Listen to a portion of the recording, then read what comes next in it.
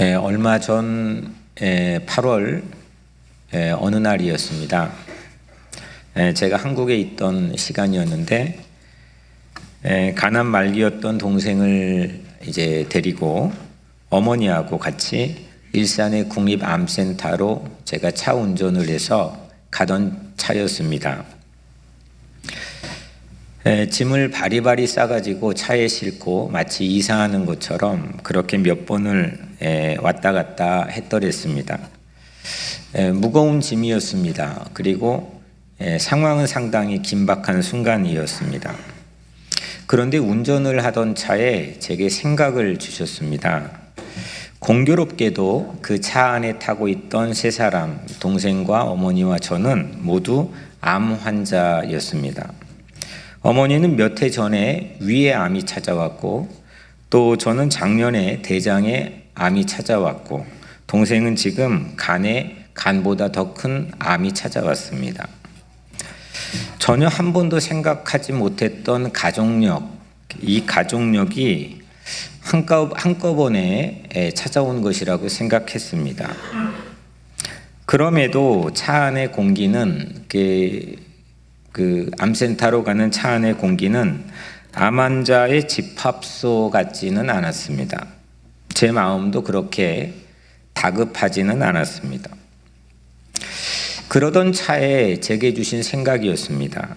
하나님께서 이 세 사람, 차에 타고 있는 세 사람이, 제가 그걸 꺼내서 가족들에게 우리 다 셋이 암 환자네 라고 말은 하지 않았지만, 그러던 차에 하나님께서 제 마음에 주신 생각은 뉴욕 우리 교회 성도들에게 치유의 큰 은혜를 주실 거라는 생각이었습니다.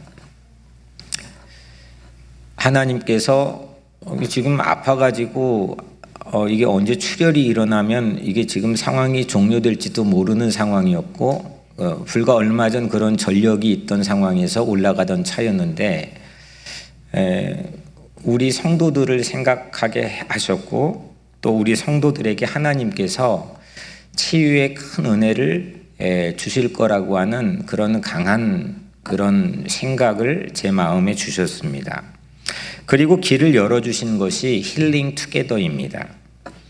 한국의 치유대학교 사이버 강좌를 연결하게 해주셨고, 그걸 가져와 듣고 또 치유를 위해서 함께 기도하고 또 그 치유를 실제 체험하는 그런 은혜에 대한 생각을 제 마음에 주셨습니다.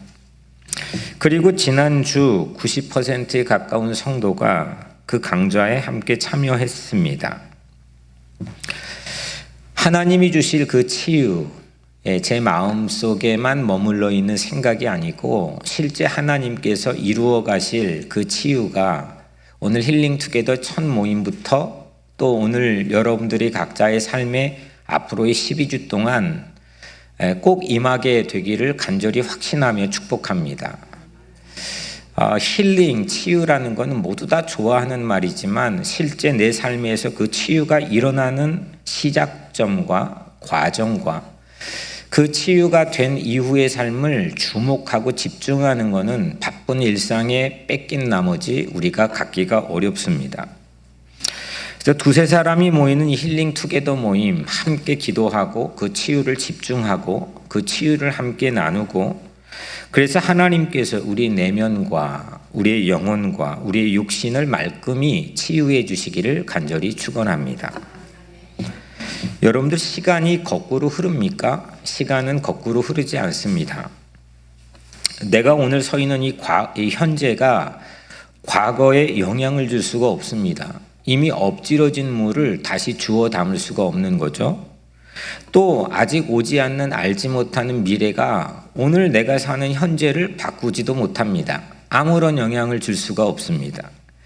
이렇게 우리는 직선적인 역사 의식을 가지고 살아갑니다. 과거가 현재에 영향을 줍니다. 그리고 현재는 그 미래에 영향을 주겠죠. 그 과거의 경험, 내가 지난날에 가졌던 과거의 경험들은 사라지지 않습니다. 그리고 오늘의 나에게 영향을 줍니다. 그리고 미래까지 결정할 수도 있습니다. 그 과거의 경험을 오늘 생각해 보려고 합니다.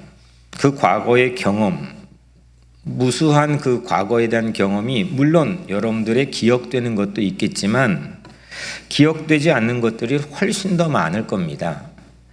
기억되지 않는 과거의 경험들이 어디로 날아갔을까요? 그것이 우리 안에 남아 있다는 겁니다. 저장돼 있다는 거죠. 그걸 밝힌 심리학자들이 무수히 많이 있지만 선구자 역할을 한 사람은 프로이드라는 사람입니다. 기억되지 않지만 과거의 경험이 날아가지 않고 고스란히 남아있는 장소, 기억되진 않지만 내 안에 세이브가 되어 있는 장소를 무의식이라고 프로이드는 불렀습니다. 무의식은 저장될 뿐만이 아닙니다. 현재 여러분들의 삶에 아주 막강한 영향을 주고 있다는 겁니다. 정신분석학에서는 이런 이론을 가지고 정신병리를 치료합니다. 우리 교회 성도 여러분들이 잘 아는 박동기 변호사님의 아내인 줄리아 자매님이 지난 20여 년 가까이 입양아들을 돌보는 세종교육센터를 섬겨왔습니다. 해마다 입양인들을 데리고 고국을 방문합니다. 그러니까 자기를 버린 고국을 방문하는 거죠. 거기서 많은 일들이 있답니다. 부모를 찾아서 만나기도 하고 또 그 만남을 요청했는데 거절당하기도 하고 그 과정의 프로세스가 이만저만한 이 복잡함이 있는 게 아니라고 합니다. 2016년 부산에 있는 한 소년의 집, 이름이 소년의 집인데 그 집을 입양아들이 다 찾았다고 합니다.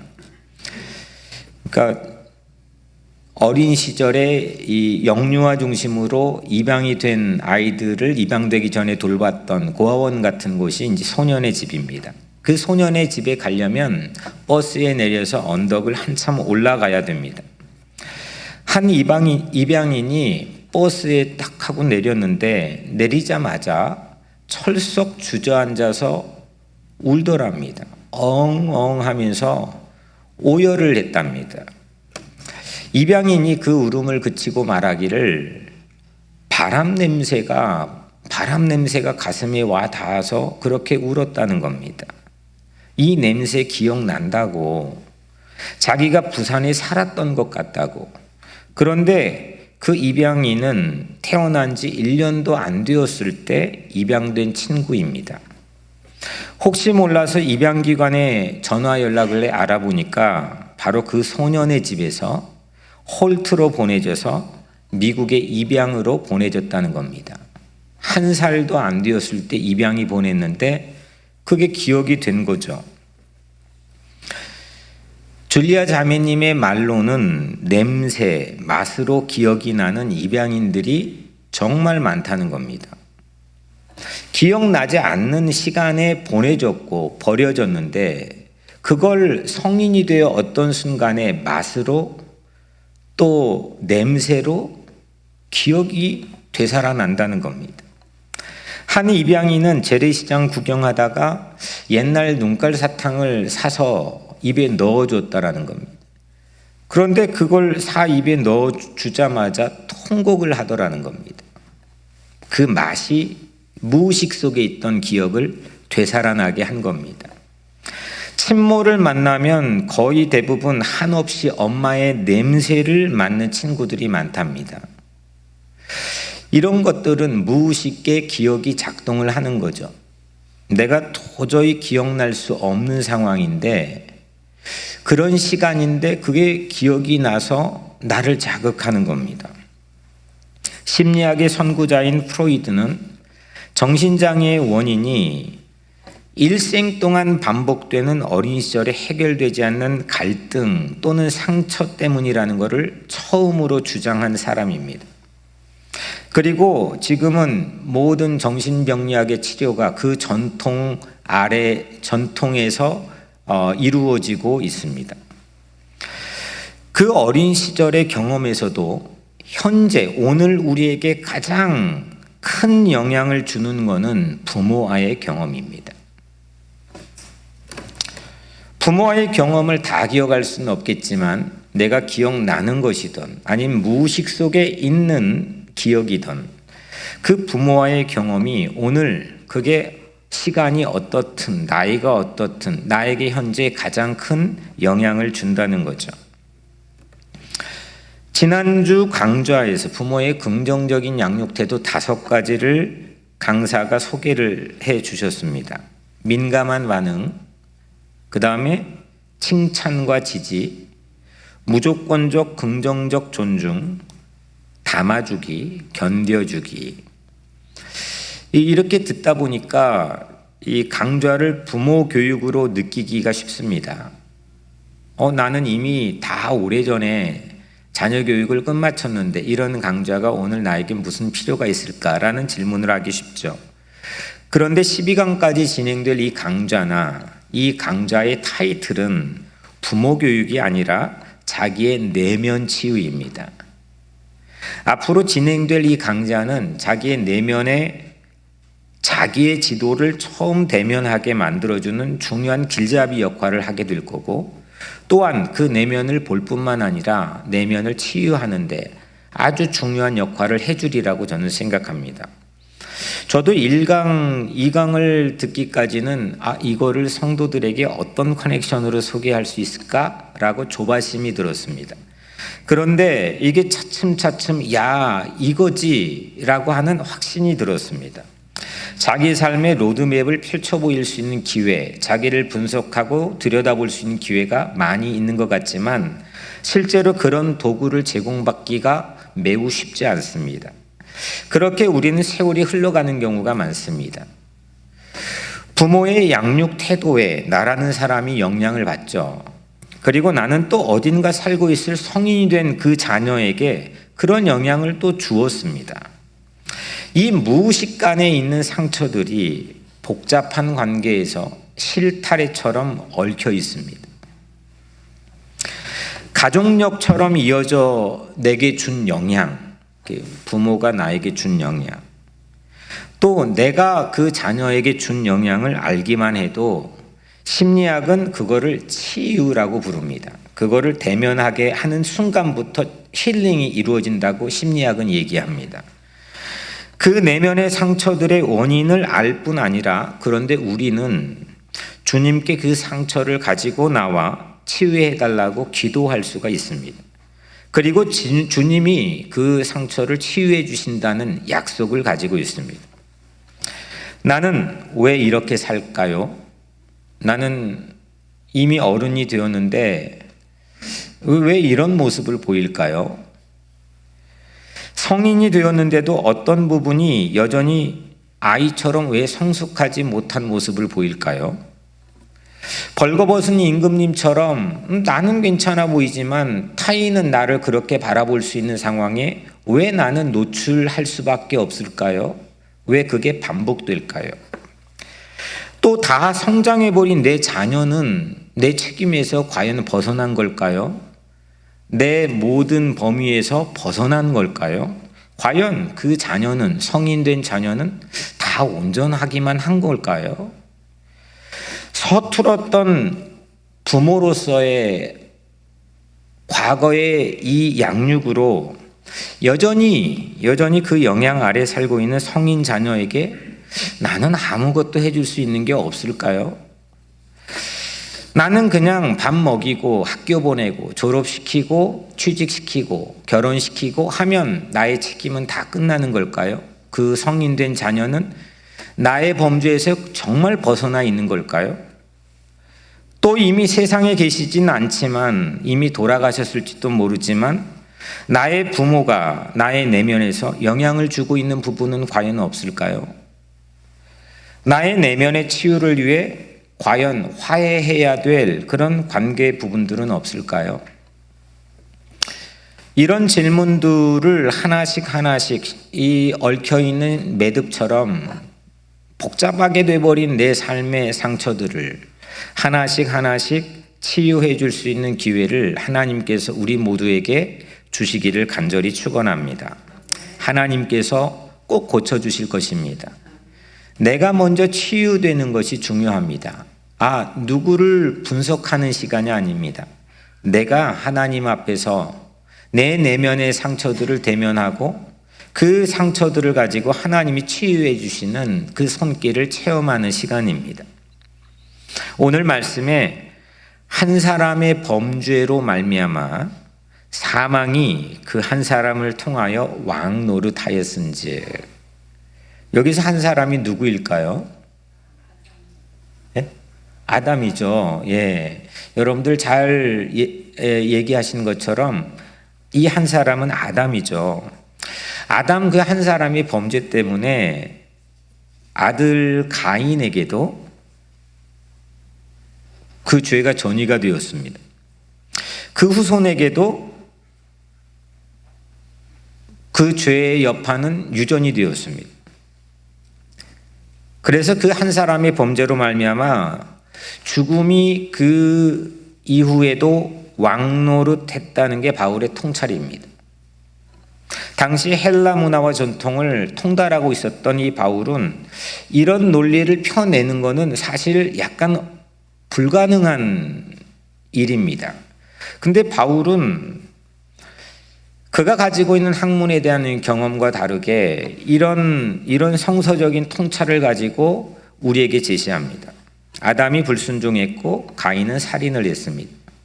아담이 무화과 나뭇잎으로 몸을 가려서 수치심, 부끄러움이라는 것을 우리에게 표했고, 가인은 자신의 잘못으로 누군가 내가 만나는 사람이 나를 죽일지도 모른다고 하는 두려움, 공포, 불안, 이 심리를 우리에게 보여줬습니다.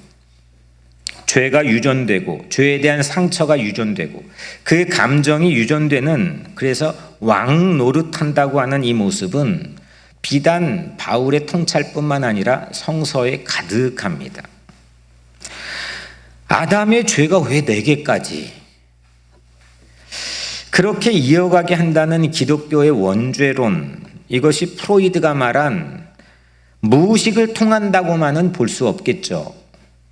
왜냐하면 기억되는 의식적인 행동을 통해서도 그 죄는 유전되고, 그 원죄라고 하는 것은 그만큼 죄에 대한 전염성의 강도를 우리에게 말하고 있을지도 모르기 때문입니다. 그런데 여기에서 우리가 한 가지 분명한 것은 이 죄와 죄로 인한 죽음이 가족력인 것은 분명합니다. 죄와 죄로 인한 상처 또는 상하는 감정이 가족력인 것은 분명합니다. 유전이 됩니다. 아담 한 사람의 죄가 가족력으로 오늘날 나까지 왕노릇하는, 내 안에서 왕노릇합니다. 실제는 내가 내 삶의 주인인 것 같지만 그 주인됨의 권세를 상실하고 내 안에 왕노릇하는 것은 따로 있습니다. 무언가 내가 무의식이건 의식이건 내 안에서 아주 뭔가를 확 휘어잡고 나를 움직이는, 운전대를 왔다 갔다 해버리는 무언가 내 왕노릇하는 실제 주체는 내 안에 따로 있다는 겁니다. 그거를 심리학에서는 프로이드가 간파했지만 오래전 성서에서 바울이 통찰해냈습니다. 죄와 죄로 인한 상처 그리고 죽음을, 그러면 우리는 이걸 뭐 좀 고쳐볼, 이 팔자를 고쳐볼 그럴 길이 있을까? 그걸 막아서는 것은 불가능에 가깝습니다. 사람들이 힘들어합니다. 그래서 피하기도 하고 덮어버리기도 하고 보지 않으려고 하기도 합니다. 죄와 가족력에서 한 사람이 중요한 거죠. 한 사람의 잘못인데 그 잘못이 한 사람에 있다 사라져버리면 좋겠는데 사라져버리지 않는다는 겁니다. 아주 즐기게 무의식 또 의식 속에 저장되어서 누군가에게 영향을 준다는 겁니다. 그 가장 강력한 영향이 자녀라는 거죠. 이 저장된 무의식을 컴퓨터처럼 그냥 내 힘으로 확 하고 지워버리면 좋겠지만 결코 내 맘대로 지울 수가 없다는 겁니다. 내가 받은 상처도 내가 준 상처도 지울 수가 없다는데 우리에게는 어려움이 있다는 거죠. 그것을 바울은 왕노릇이라고 표현했습니다. 영어로는 reign, 지배, 위세, 왕노릇한다는 겁니다. 나 잘하고 싶은데 내 마음대로 되면 좋겠는데 그게 안 된다는 건데 그 안에 죄로 인한 상한 감정, 그 상한 감정이 짙게 우리를 끌고 가는 죽음, 여기에서 예외가 없다는 겁니다. 바울은 이 왕노릇의 강력한 위세를 오늘 이 한 절 17절 이후에도 반복하죠. 18절에 한 범죄로 많은 사람이 정죄에 이른 것 같이 19절에 한 사람이 순종하지 아니함으로 많은 사람이 죄인 된 것 같이 21절에 죄가 사망 안에서 왕노릇한 것 같이 그러니까 이게 왕노릇하는 게 내 안에 있다는 겁니다. 의식이건 무의식이건 한 사람의 죄는 이렇게 죽음의 상처로 나뿐만 아니라 내가 준 영향 아래 있는 자녀를 포함한 사람들 안에서도 왕노릇할 수 있다는 겁니다. 난 좋은 거 주고 싶죠. 최선을 다해 주고 싶죠. 완벽한 것을 주고 싶고 온전한 걸 주고 싶죠.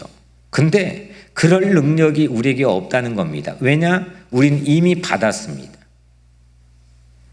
또 이미 주었습니다. 이게 왜 안 될까? 왜 나는 여기에서 이런 모습을 보여야 될까? 왜 내 자녀는 그렇지? 왜 이게 이렇게 유전되지? 가장 화나는 지점이 자녀 키우면서 여러분들은 뭡니까? 전 자녀 이렇게 키우면서 내 모습이 그대로 자녀에게 보여질 때 이게 화가 납니다. 아니 그럼 나한테 화내면 되잖아요. 그 나한테 화를 내지 않고 자녀에게 화를 냅니다. 그런데 너무 닮은 모습이 외형뿐만 아니라 그의 삶의 습관이나 속성 가운데서도 이건 아니지 하는데 보여집니다. 그때 화가 팍 올라갑니다. 이런 아주 단편적인 증거들부터 우리는 무수한 증거들을 심리학자들도 제시했고 우리들도 알고 있습니다. 근데 덮어버립니다. 피합니다. 해결할 능력이 없기 때문이죠. 우리의 안에도 그 왕노릇하는 상처는 있습니까? 무엇입니까? 반복되는 그 상처는 무엇입니까? 그건 어디서 기인된 겁니까? 분석해 보셨습니까? 아십니까? 해결할 용의가 있으십니까? 그런 동기부여와 열정을 가지고 계십니까? 시도해 보셨습니까? 그 아픔을, 그 상한 감정을 들추어내고 대면하고 무엇보다 하나님 앞에 내어놓고 그 치유를 위해서 기도하는 12주간 기간이 되기를 주의 이름으로 축복합니다. 하나님은 치유해 주실 것입니다. 하나님은 만져주시고 우리를 회복시켜 주시고 우리를 또 다른 새로운 피조물로 하나님께서 빚어가실 거라고 저는 확신합니다. 한 사람의 범죄로 말미암아 사망이 그 한 사람을 통하여 왕노릇하였은즉 여기까지 살펴봤습니다. 이어서 오는 말씀이 더욱 은혜와 의의 선물을 넘치게 받는 자들은 한 분 예수 그리스도를 통하여 생명 안에서 왕노릇하리로다. 제가 다시 한번 읽겠습니다. 더욱 은혜와 의의 선물을 넘치게 받는 자들은 한 분 예수 그리스도를 통하여 생명 안에서 왕노릇하리로다. 이 후반부가 좀 복잡합니다. 문장이 약간은 복잡합니다. 원전을 보면 이게 명확한데 이게 한글 번역이나 영어 성경이 이렇게 몇 가지 문장이 섞여 복잡합니다. 그러면 예수 그리스도를 통하여 생명 안에서 왕노릇하리로다. 누가 왕노릇한다는 겁니까? 그죠? 예수 그리스도라고 답하기가 쉽겠죠. 근데 이 문장을 보면 주어는 예수 그리스도가 아니라 더욱 은혜와 의의 선물을 넘치게 받는 자들입니다. 더욱 은혜와 의의 선물을 넘치게 받는 자들이 세상을 지배하고 세상에서 왕노릇하는 이야기를 바울이 했는데, 이거는 매우 드문 표현입니다. 바울의 쓴 글들 안에서도 이거는 매우 희귀한 표현입니다. 한 분 예수님을 통하여 생명 안에서 왕노릇하는 자들은 은혜와 선물을 넘치게 받는 자들이라는 겁니다. 우리가 왕노릇하는 것, 우리가 종처럼 살지 않고 비루하게 살지 않고 거룩한 왕 같은 제사장으로 왕노릇하는 것, 이거는 예수님을 나의 왕으로 모셔서 선물을 넘치게 받는 자들에게 임한다는 겁니다. 한 사람 예수 그리스도께서 마련해 주신 어마어마한 이 생명의 선물, 이 생명의 선물을 두 팔을 벌려 넘치게 받아들이시기를 축복합니다. 생명의 선물을 넘치게, 두 팔 벌려 넘치게 받아들이는 믿음의 사람들, 그 사람들이 왕노릇하는 세상은 하나님께서 우리에게 주신 하나님 나라의 약속이자 꿈이었습니다. 더욱 은혜와 의의 선물을 넘치게 받는 자들은 한 분 예수 그리스도를 통하여 생명 안에서 왕노릇하리로다. 두 팔을 벌려 생명의 선물을 받아들이는 것은 선물을 넘치게 받는 왕노릇 해야 될 사람들의 자세입니다. 그냥 내 내면의 상한 감정 때문에 주머니에 넣고 있다든지, 손을 감추고 있다든지, 나 예수님 믿지만 움츠려 들어 있다든지, 그게 아니라 넘치도록 받도록 하는 것, 그 자세는 두 팔을 벌리는 겁니다. 이 생명의 선물을 넘치게 받는 자들이 되십시오. 여러분들은 넘치게 받고 있습니까? 이게 바울이 말한 새로운 영적인 통찰입니다. 예수님을 나의 왕으로 모십시오. 오직 그리스도를 내 왕으로 모시고 왕 같은 제사장처럼 왕노릇하는 거룩한 꿈을 포기하지 마십시오. 한 사람 예수님이 이루실 일은 단지 인류가 죄가 이 땅에 오기 전에 자리로 돌아가는 것보다도 훨씬 크다는 것을 바울은 말하고 있는 겁니다. 인간을 바로잡는 것은 단순히 아담의 죄와 그 결과를 뒤집는 것보다도 훨씬 큰 겁니다. 그 죄를 지었는데 이미 엎질러진 물을 어떻게 합니까? 이거 지우는 방법, 또 아니면 없이 하는 방법, 결과를 바꾸는 정도가 아닙니다. 그것보다 훨씬 더 우리가 맛보지 못하고 예견치 못했던 중요한 일, 큰 일이 한 분 예수님을 통해서 생명의 선물로 우리에게 오고 있고 주어져 있고 우리에게 주셨다는 겁니다. 범죄와 선물, 이 두 가지, 한 사람의 범죄로 말미암아 사망이 그 한 사람을 통하여 왕노릇하였은즉, 이 문장과 더욱 은혜와 의의 선물을 넘치게 받는 자들은 한 분 예수 그리스도를 통하여 생명 안에서 왕노릇하리로다, 이 문장 중에서 범죄와 선물은 우리가 자칫 이 문장을 읽으면 이게 참 기가 막히게 이 대등하게 써놨구나로 생각해서 이 단어는 이 단어와 매칭이 되고 이 주어는 이 주어와 매칭되면서 우리는 실제 주어를 잘못 잡을 수가 있습니다. 범죄와 선물은 대등한 수준에서 비교할 수 있는 게 아닙니다. 우리 범죄는 물론 형편없었고 물론 연약했지만 그에 비하여 선물은 그 범죄에 대한 반작용으로 우리에게 그 정도의 수준으로 주어지는 게 아닙니다. 생명이라는 하나님의 선물은 죽음과 단순하게 비견될 수가 없습니다. 우리를 새로운 피조물로 다시 창조하기 위해 예수님께서 우리에게 오셨고 우리 죄를 대신 짊어지시고 십자가에 죽으셨습니다. 예수님이 하신 이 일로 인해서 예수님께 주시는 이 생명이 이루어낼 가슴 벅찬 회복과 치유를 하나님의 선물로, 하나님이 주신 선물로 두 팔을 벌려 받아들이시기를 축복합니다. 이것이 사망이 왕노릇하는 가족력을 끊어낼 유일한 치유입니다. 끊어내 보셨습니까? 이미 그냥 성장하면, 성인이 되면 내 맘대로 되지도 않는 자녀, 내 책임에서 이제는 벗어났다는 타협안을 가지고 대충 살아갈 수도 있겠지만 여전히 그 자녀는 나의 영향 아래에 있고 나는 또 내 부모의 영향 아래에 있는 이 상한 감정이라는 이 죄의 강력한 유전을 가지고 있는 가족력을 무엇로 우리는 끊어낼 수 있습니까? 성경은 불가능하다는 겁니다. 왜 성인 아이의 이 성숙하지 못한 행동들이 우리 다 컸는데도 불구하고 나오는 겁니까? 그 유전되는 상하는 감정의 가족력 때문이라는 거죠. 우리가 왕 같은 제사장으로 세상을 다스리는 생명의 나라를 꿈꾸는 것, 이건 하나님께서 치유된 자, 구원받은 자에게 주신 거룩한 꿈입니다. 그거를 우리는 선교라고도 부릅니다.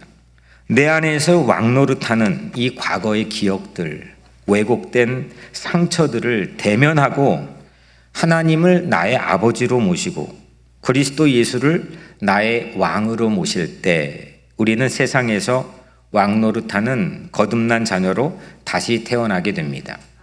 물론 저도 그렇지만 여러분들은 어떨지 모르겠지만 저도 실수하는 거지만 여러분들의 자녀들에게는 어떻게 대하십니까? 여기서 막 말씀 듣고 아멘하고 은혜 받고 또 찬양 막 거룩하게 했는데 집에 가서 여러분들의 자녀에게는 어떻습니까? 또 이미 성장에 출가한 자녀들일지라도 그 자녀들에게 여러분들은 어떠한 마음과 책임을 가지고 있습니까? 여러분들의 부모에게서 받은 여러분들의 유전된 내 내적인 내면 아이는 여러분들은 어떤 상태입니까? 거듭남이라고 하는 신비한 구원의 비밀을 예수님께서 요한복음 3장에 나타나 주신 것은 그냥 우리 보고 세례 한번 맞고 끝나라 이런 어떤 이례적인 값싼 자동 판매기 같은 그런 구원을 말하기 위함이 아닙니다. 모든 목숨과 핏값을 다 지불하고 우리를 새로운 피조물로 다시 태어나게 하고 치유하고 구원하게 하는 하나님의 놀라운 생명의 선물인 줄로 믿습니다. 다시 태어나는 이 진리는 기독교 안에만 있습니다. 이 거듭남은 과거의 상처나 경험과 기억보다 훨씬 놀랍게 큰 치유와 구원인 줄로 믿습니다. 두 팔을 벌리십시오. 내 마음의 두 팔을 여십시오. 그리고 믿음으로 그 선물을 받으십시오. 현재가 과거에 영향을 줄 수 없다고 처음에 말씀드렸죠. 어떻게 엎질러진 물을 현재가 바꿉니까? 영향을 줍니까? 이미 끝나버린 건데. 그 앞에 우린 좌절하죠. 이거를 직선적인 역사의식이라고 심리학자들은 부릅니다. 그런데 말씀을 준비하며 아니요, 기독교의 신앙은 현재의 믿음이 과거에 영향을 줍니다. 오늘날 나에게 주신 믿음, 그 선물에 대한 태도가 내 과거를 뒤바꿔 놓습니다. 그거를 거듭남이라고 부릅니다. 이게 심리학이 가지고 있는 완전치 못한 한계라고 저는 생각합니다. 하지만 심리학 또한 하나님께서 우리에게 주신 선물입니다. 도구입니다. 현재의 두 팔을 벌려 넘치도록 생명의 선물을 받아들이는 사람들, 상처를 주워 담고 그걸 분석하고 그거를 꿰매고 그걸 감추고 그렇게 사용되는 두 손이 아니라 현재 오늘날에 두 팔을 벌려 넘치도록 생명의 선물을 받아들이는 사람들은 과거의 상처를 바꿉니다. 과거의 경험을, 과거의 팔자를, 과거의 엎질러진 물을 바꿉니다.